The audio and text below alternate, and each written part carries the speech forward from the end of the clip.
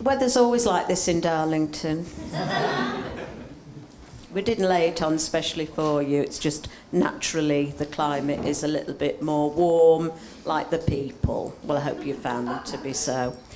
We're using a microphone because this chat is being recorded for posterity, so be careful what you say. I'm hoping that it will be, despite the microphone, a bit of a conversation.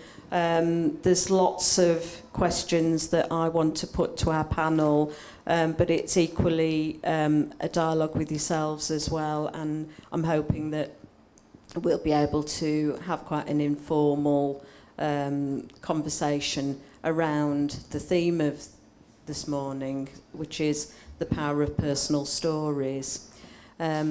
I was trying to think about what personal stories might mean to me in my working life, because I am not an artist.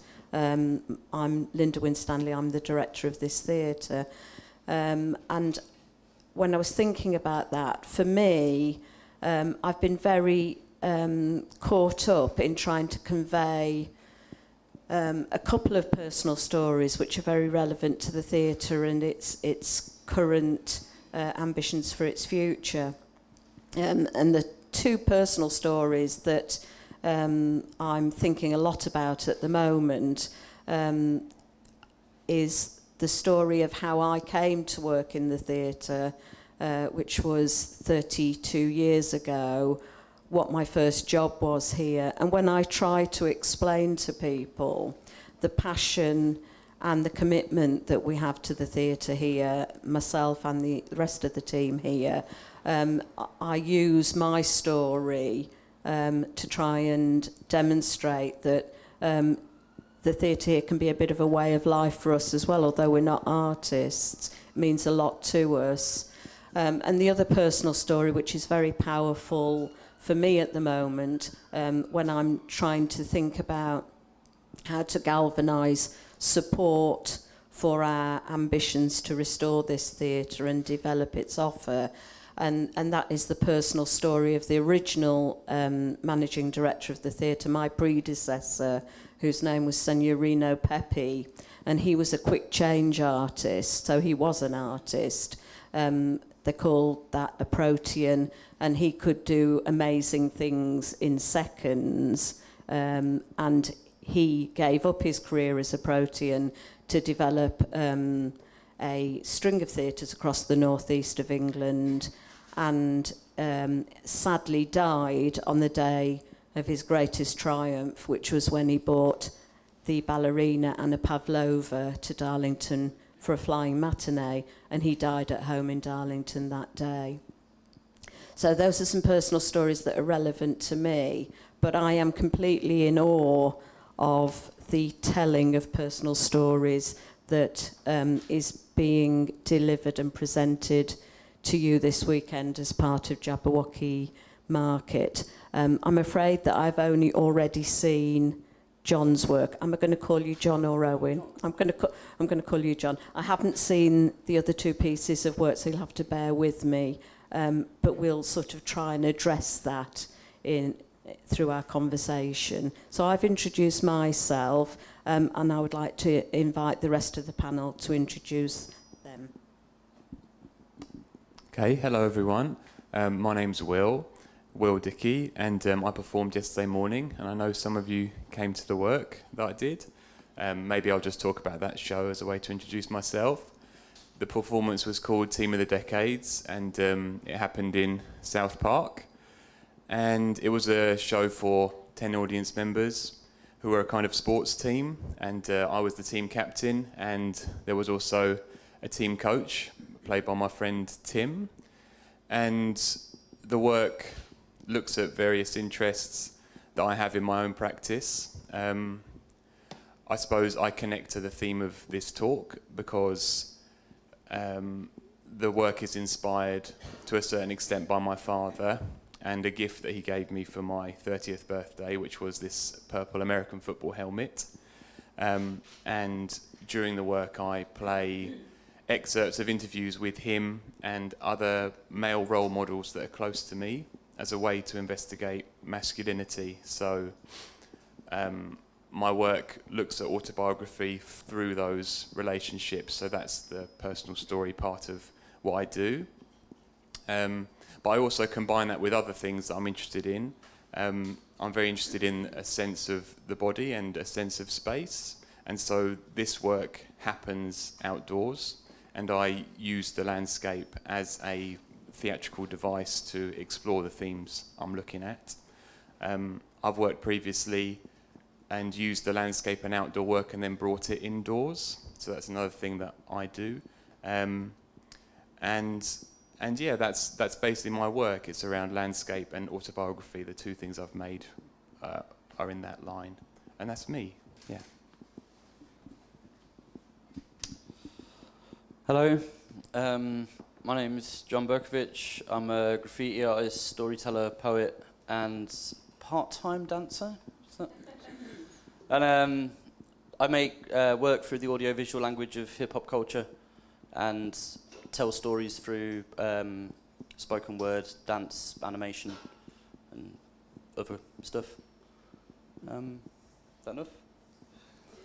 I'll do for a start. There you go. Hi everyone, I'm Jo Hellier and I'm made 97 years, which is on after this talk at 12, 2 and 5:30 if you want to come along.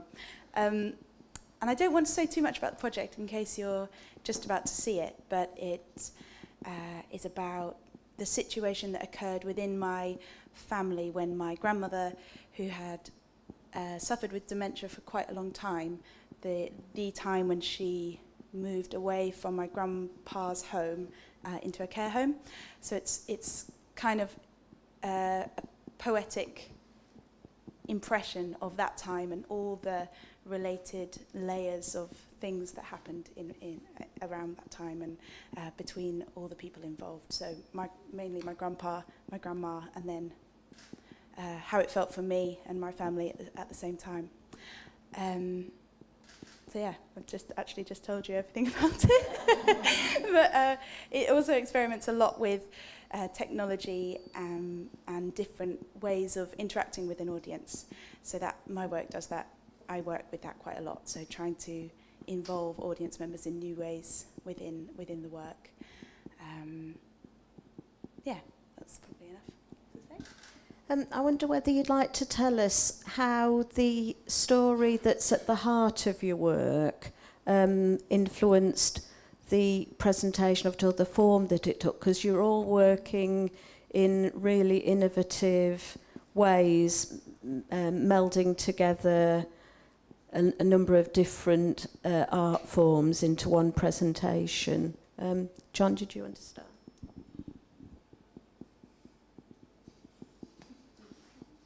Go on, ask the question again. How did the personal story at the root of your story, which I'm going to ask you a bit more about later on because I'm really interested in that particular story, but how did the story influence the way in which you, I'm not sure whether you devised the piece or yeah. Okay, so the piece that we've been presenting here is called Shame. It's a collection of stories about the worst things that I ever did, or the things that I'm most ashamed of. And when it started, what I did is I drew up a big list of all the worst things that I'd ever done. And I looked through this list, and there was quite a few of those which were like popular anecdotes that I've told many times to people. And then there was a few things on the list that I've never told anyone about. And they weren't necessarily the worst things in terms of what was worse, but they were the things that I never felt like I could talk about. So as I looked at it more and more, they became the things that were important, and they were the ones that I wanted to share. When I was about 12 years old, I started doing graffiti and started rapping after stealing a tape from my brother's room and getting into the idea that hip-hop was something I wanted to do. And throughout my life, all the different elements of hip-hop, I've tried to represent as much as possible. So I breakdanced quite a lot for quite a while. I've always done graffiti, I've always rapped, I've always collected records and beatboxed. And for me, all the different elements, they're a language that's very unexplored in terms of serious theatre. what generally happens if you include hip-hop within your performance is it gets sold to kids, because marketing people think, well, there's breakdancing, we'll bring a load of school kids. And what you end up doing is you end up with like a hardcore pantomime. And what I'm really keen on doing is using these elements, it's a powerful language, and just using that language to represent something that isn't what you'd necessarily normally get. And the backlash to it is always that people have a certain opinion of hip-hop before you start it. And from my point of view, it is just the language that I was raised in the same way that if I had a French neighbour who only ever shouted abuse at me over my fence, then I'd always think that French was a horrible language. But it doesn't mean that the best poetry and philosophy hasn't been written in French. So with hip-hop, it's the same. And people have an idea of what they hear blasted out of cars or played on MTV, and they don't necessarily see the beauty and the truth that you can find within this to express to other people. So for me, it's something that I've always done. And it's what attracted me to it was the storytelling element, and the fact that people are expressing themselves in a unique and individual way based on a set of foundations that are a universal language, and wherever you go in the world, people will recognise that. I'm going to pass on to the other members of the panel, but before we did, I wonder whether you could tell us how incorporating the other performers into the telling of your story affected the narrative of it. So the process we worked with is we had 4 stories, and I wrote 4 separate stories as separate things, but broke them into chapters. Then we had 4 different directors, so a different director for each one. And we did a thing with regional rehearsals. We had 7 or 8 venue partners and rehearsed a week at each venue around the country, working with the dancers and a couple of other people as well. And the whole thing was a completely collaborative process. So from the first day, we've come in with the text, and whatever happens in this is a choice between us all, because we're all on stage and we're all occupying a role. It's a very flattened hierarchy thing, which led to quite a lot of arguments and piss taking, but eventually we got a strong product out at the end of it, so we're all right with that. Did you feel at all like your personal stories, guys? Yeah, guys, what do you feel like getting involved? Is it still John's story? Would you like to speak into the microphone, please? There's one behind you. Slow. Hello. I'm one of the dancers in Shame. My name is Flo. I don't feel at all related to that story. It's nothing to do with me. It's some stuff that I would probably, I've got one sister. I don't do bad things. I try not to. But because we've spent so much time with John, and we've stayed with his family and everything, so we can relate a lot to his stories. But it's not something that I feel is mine. It still is. Hello, B-Boy Bugs, Dean Reeve. I feel like the story, John's story, has certainly addressed a lot of issues in my life regarding shame. Certainly not necessarily things I thought I was ashamed of until maybe more recently. Because having done things aren't necessarily some things that I'm guilty of or felt guilty of, but just things that have happened. Looking back now, it's different. I think I did feel like becoming part of John's life more, certainly, and it was a way to channel that, and I could express that through my movement and acting. But yeah, and through hip-hop, really, so that was fine. I guess I could always channel that into being a kind of sexual liberated predator. All right. I'm Ed. I'm one of the other dancers. Yeah. I would say that although the particulars of the stories, aren't necessarily the same as in stuff that has happened to me, you can certainly identify with the elements of it. And really, it makes you ask questions of yourself. through the whole process. And so you look at, you know, we often talk about like what we're ashamed of and stuff, and like you have to really delve deep. And it's quite interesting that the things you think initially spring to mind are usually not the ones that you're actually, because you're quite ready to talk about them. So it's kind of interesting to do that.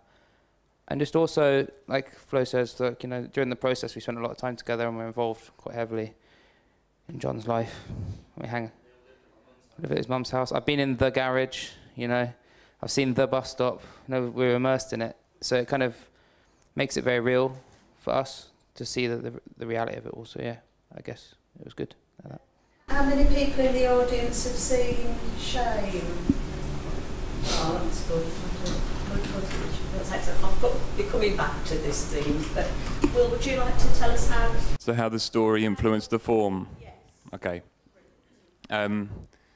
So in a similar way to your list, John, where there's the bits of it that are unknown, or like people don't know about it, but it's something that you see inside of you. This gift that my father gave me, which I've already mentioned, of this American football helmet on my birthday, was, to me, a kind of calling towards that darker area in my life, which is mine and his relationship, which isn't like a big drama, but we're not very close, because he left when I was young, so I only saw him at weekends. It's kind of a regular story of divorced parents. And so he gave me this thing, which was a very unusual thing to give, because I'm not into sports anymore, and particularly American football, like, there's no use for that thing. And so I was kind of annoyed with him because it looked quite expensive, and I felt like it was a bit of a waste of money to give me that, and I needed a new hard drive for my computer, and I thought, like, and often his money is used for things like that, so I was irritated by that and irritated by him. But I put it on, like, at the Indian restaurant where we were, and we had a laugh, and then I just put it on the floor, like a child does with a gift they don't want. And he also mentioned, I think, in his own peculiar way, that I should, you know, I should make one of my funny things out of it. Because he doesn't come to see my stuff, and I'm happy with that, because I'm not sure how he would appreciate it. My last thing, I wear my nan's clothes, and I wouldn't feel entirely comfortable with him seeing that, because I'm not sure how he would feel about it. So you can already see the darkness and the confusion that exists between the two of us. And so I thought, okay, Dad, after a while, I'm going to embrace what you've given me, and I'm going to see what happens. So I started to wear the helmet and walk around in public space wearing my normal clothes. And I'd sort of say, okay, I'm going to walk for an hour around town wearing this and see what happens, see how I feel, see how people react to me. And that process was kind of awkward and strange, and people didn't quite know how to be around me, and I didn't quite know how to be around people. And all those feelings kind of chimed with how I felt towards my dad, and towards issues around sports and being a man in general. So there was a kind of overriding feeling of, at the same time, being protected and isolated. And this duality became a big theme in the work. It also, the other aspect that it did was, it took me back, because me and him, we used to like American football when I was a young man. And so I felt him like kind of trying to connect to me through the time that we did share, that was positive and that we really enjoyed.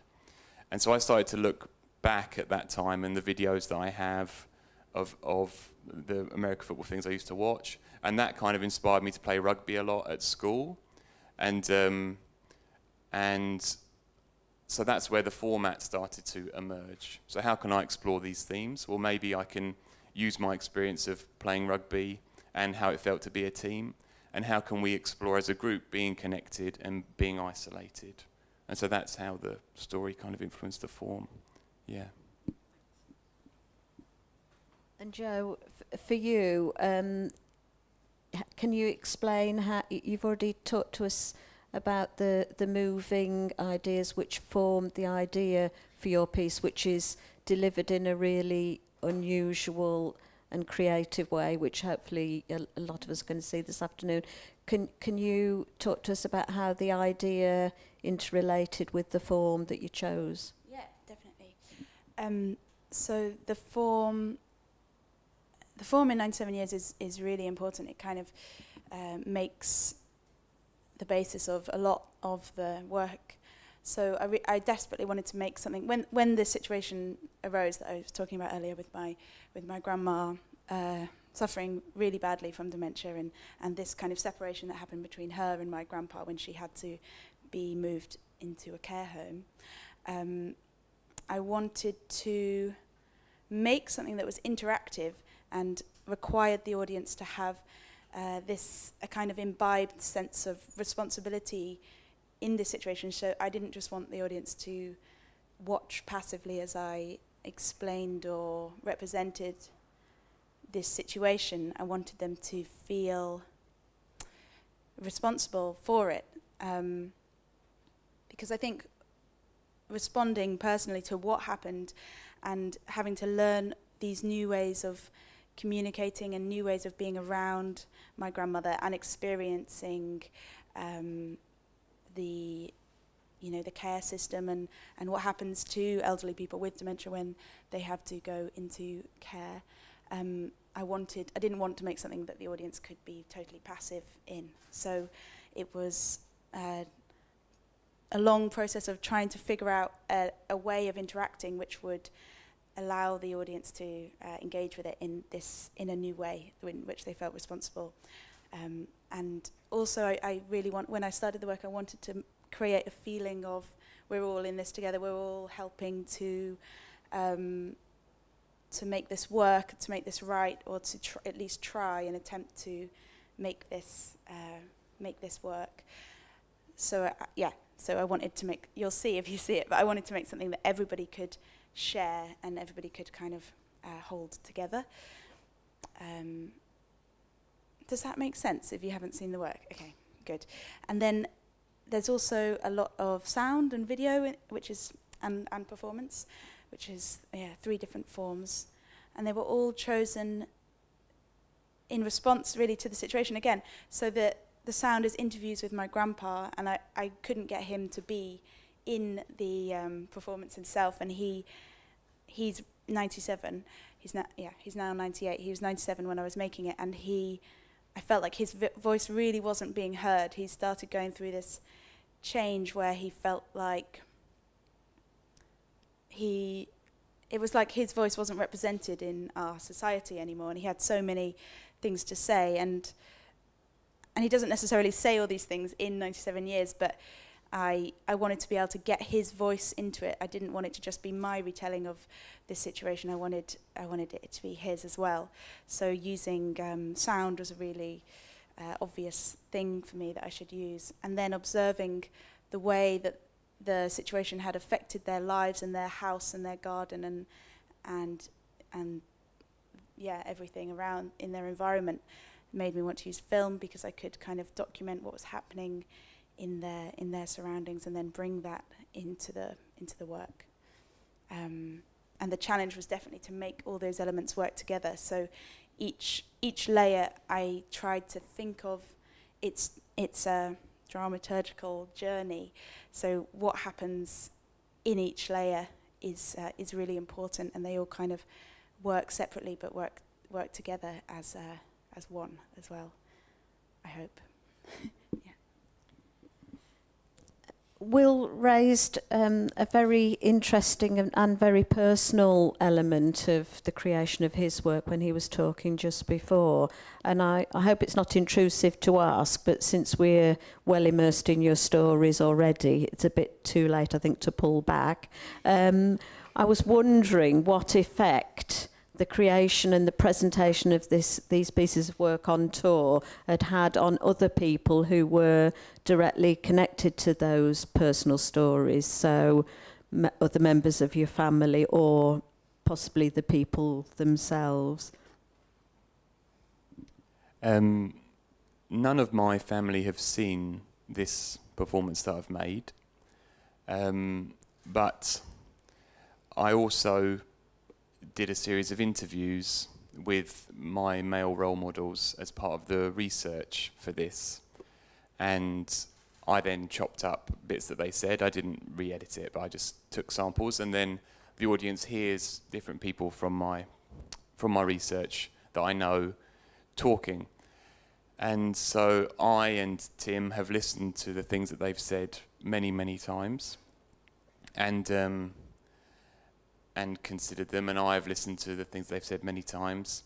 And so my relationship to those four men has shifted a lot during this process, even if they don't know.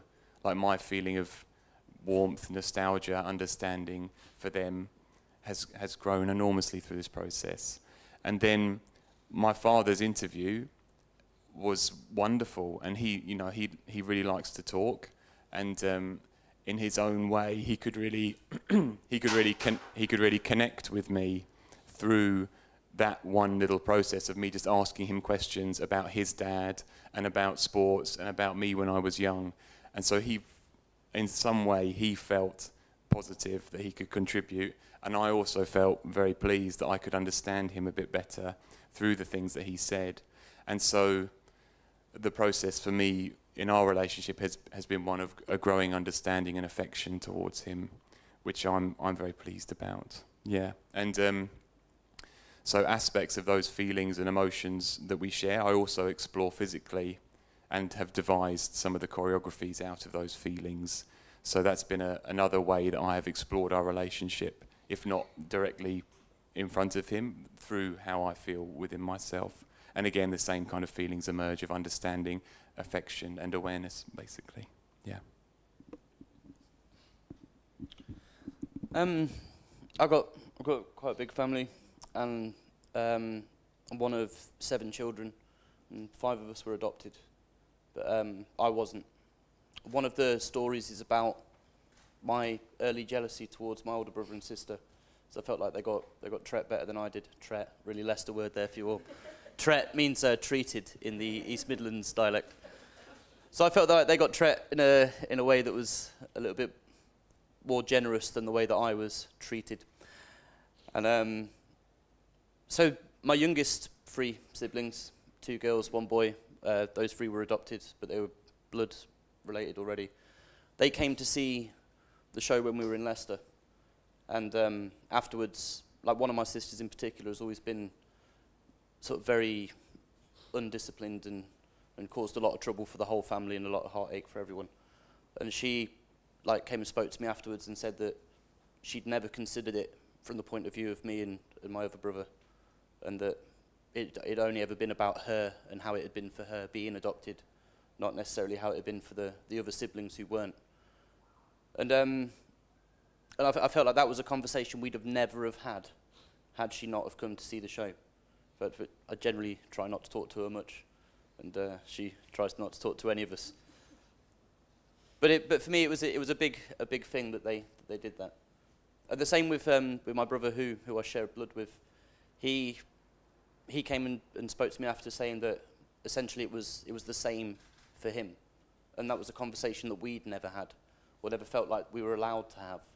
But he'd had those same thoughts, and it had been, and it's of the stories, it's the one that kind of after shows, if someone's going to approach me and tell me that there was one thing that really moved them, then it's generally someone who was adopted or is the sibling of an adopted child, and that they hadn't seen it from that point of view, or that was their point of view, and that there's a connection there that's kind of. It's something that I never set out to do, but through that it's been really good. Did you have to sort of clarify with them that it was your truths rather than being necessarily their story as well? Was there any sort of conflict between your version of events and other people's? What was going on? Because it does interest me where there's a very personal story at the heart of a piece of work. How far is it really true? Yeah. The truth of a story can only ever come from the person that from their side of it.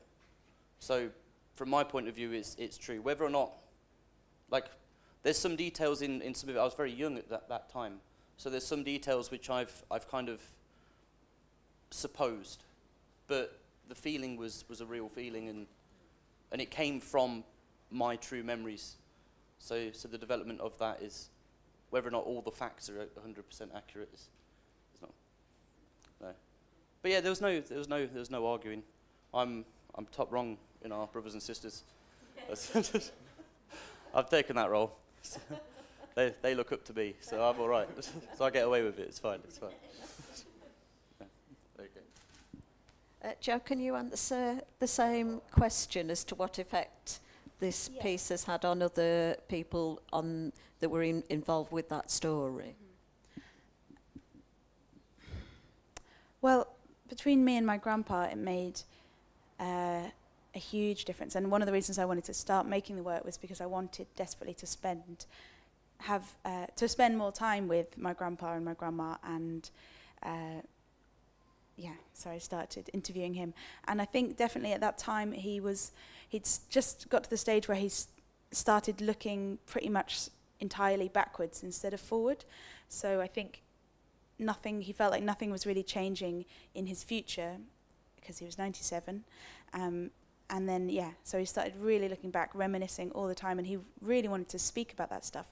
And I found at that time that he was telling me and my family so much more detail about his relationship and his life and the war and things that he wasn't really comfortable speaking about before. He suddenly became a lot more open, and it felt like he really wanted to talk a lot. So we just chatted for hours and hours and hours, and that was really beautiful for me, and I think for him as well, just that process of me being there more.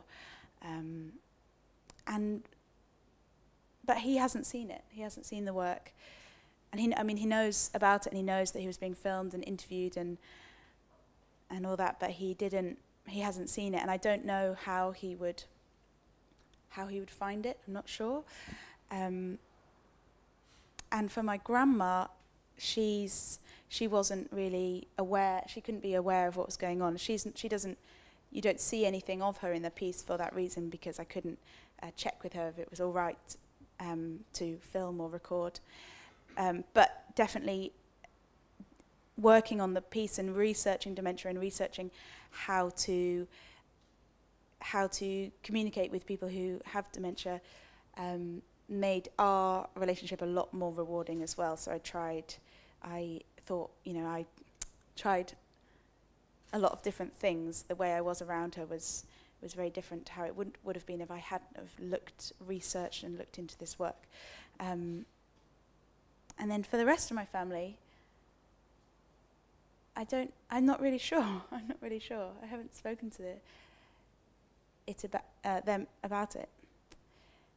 I'd have to ask them in the future. All three pieces of work involve quite edgy audience interaction, and I was wondering how you handle that and how you found that on tour with the work. I would start with Will.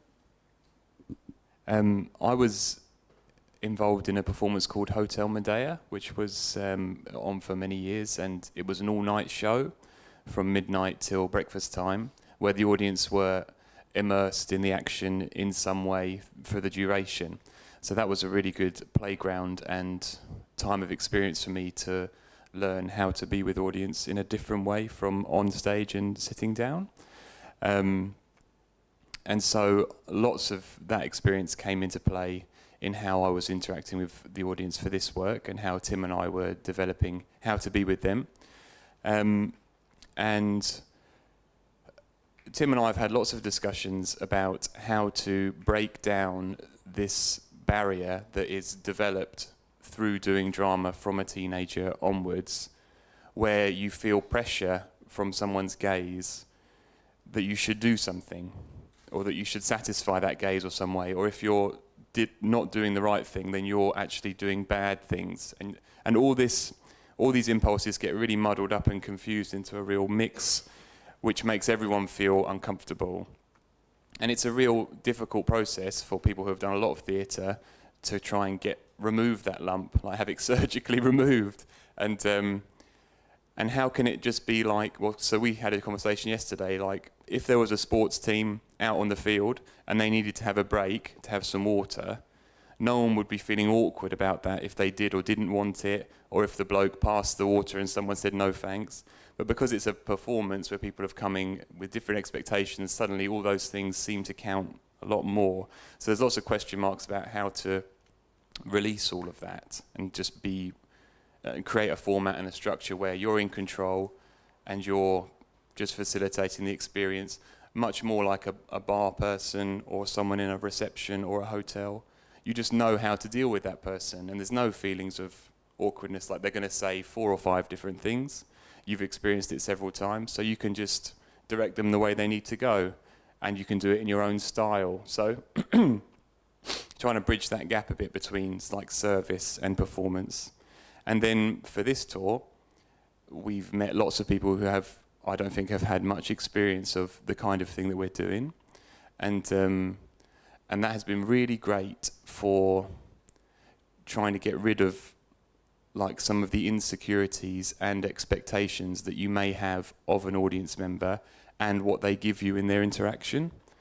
Because however they respond is kind of right, like because they're just being themselves, an audience member who's just arrived, and that's what they do.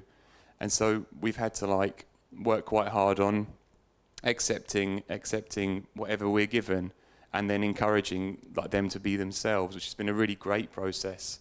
And the way I feel about audiences now that come is quite different through the time that we've shared with all these different kinds of people. We've done it with like really, really different kinds of people. And so we've always had to like try and take care of them and absolutely accept what they want to bring or not to each thing. So that's been a really positive part of this experience.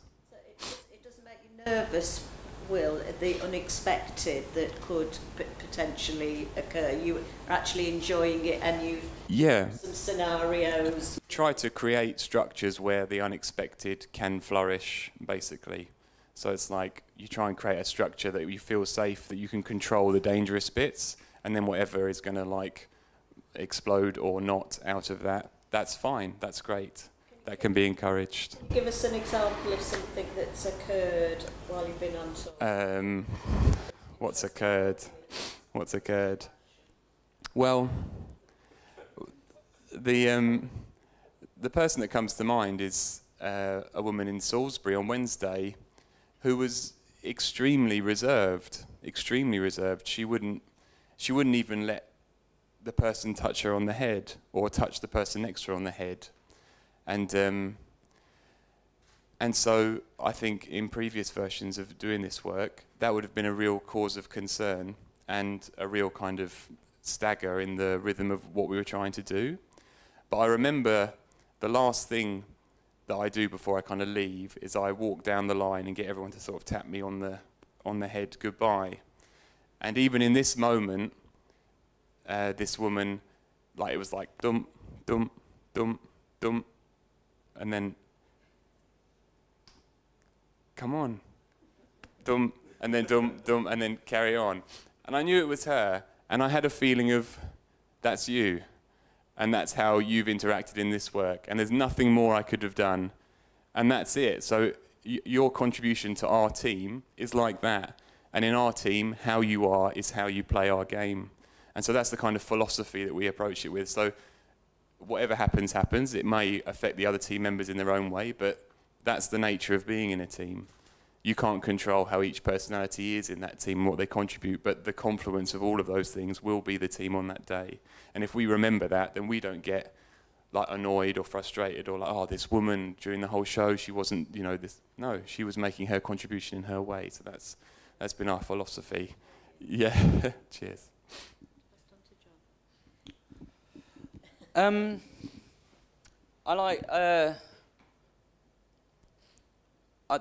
What really interests me is the relationship between an audience and a performer. I've been doing like spoken word stuff for 10, 15 years maybe, and performing festivals and spoken word poetry nights and stuff.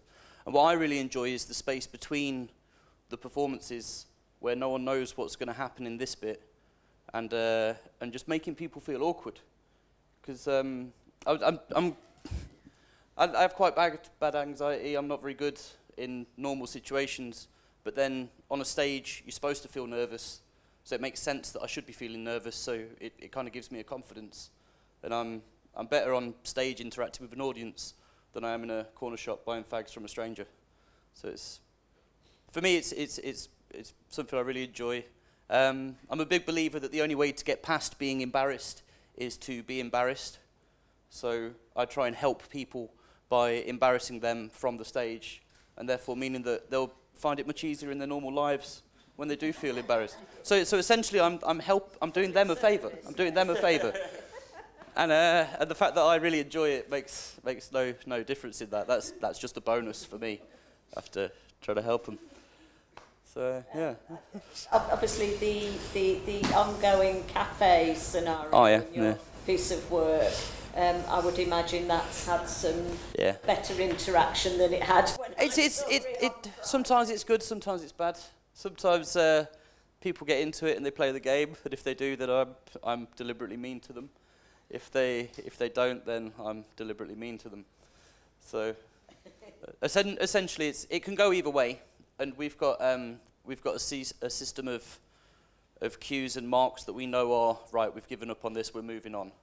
So there's particular things that if I say this thing, then it means that right, we've tried this and it's not working, and we're going to carry on. Oh, this is clever. Yeah. And just people sometimes get a bit carried away. Yeah, but also I'm on a stage and they're in an audience, so there's a complete power thing right there that it means that no one wants to be the guy that's in the argument with the guy on stage, apart from one woman in my hometown of Leicester, who right at the beginning when I tried to get everyone to put their hands up, said, "I'm not putting my hand up. I don't know what I'm putting my hand up for," and then almost we became engaged in like a small argument with this woman. That it really bothered me. My mum was in, and I'm arguing with some woman on the front row. And I'm like, why have you sat on the front row if you're not going to join in? What's your problem? And it ends up being a really hostile moment right at the very start of the show that then tainted it for me, to be honest. Tainted it. Really didn't do well. But like I say, it's this interaction, and it's the kind of the forcing it upon people, and they have to respond. It's, well, at university, I did fine art, performance, and live art. One of my favourite pieces was when I used to go walking around in the street, and just when people were coming down, I'd stand in front of them and do this, so that we'd end up in we call it a Tim shiggle. It's not a real word. We made that word up. But the height of that was I had 50 people, and we stood at the top of a hill and spotted someone walking up the hill, and then got everyone to walk one after another and Tim shiggle the guy.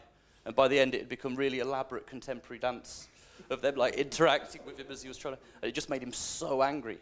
But I feel like we helped him that day, because then after that, now he's prepared for that situation that you'd never expect to arrive in normal life. So we've opened his eyes. I think I actually may have met you around the corner here.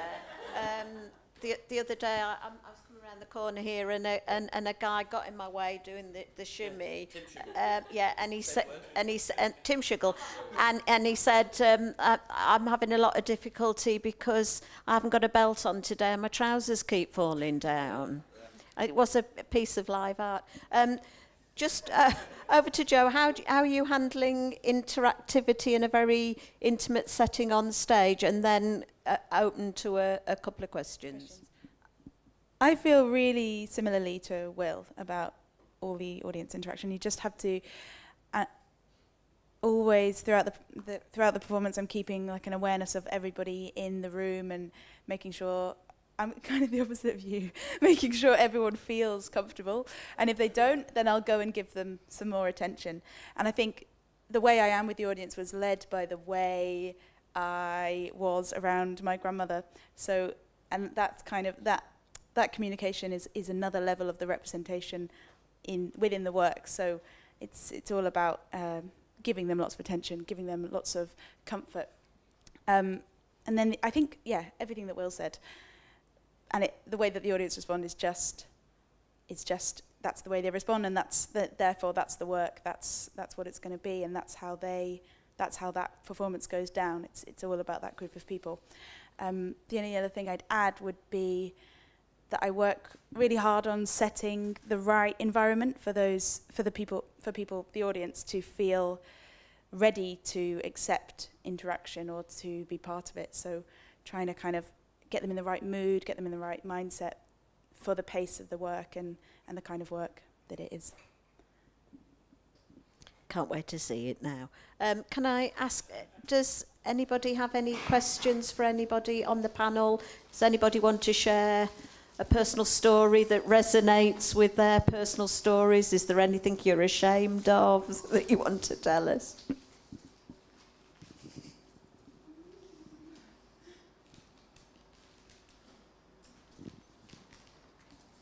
Somebody has to go first, yeah? Forgive the bluntness of this question, but it's partly based on the fact that we live in a world of reality. All the time we're being told this is the truth, this is real, on the television, and I think that's fed a proliferation of shows of people telling their stories. So the bluntness is, why do you think, what was it about your story you thought people should pay to come and see it? I don't know that anyone should ever pay for anything. But I also understand that. But I paid to come and see your show.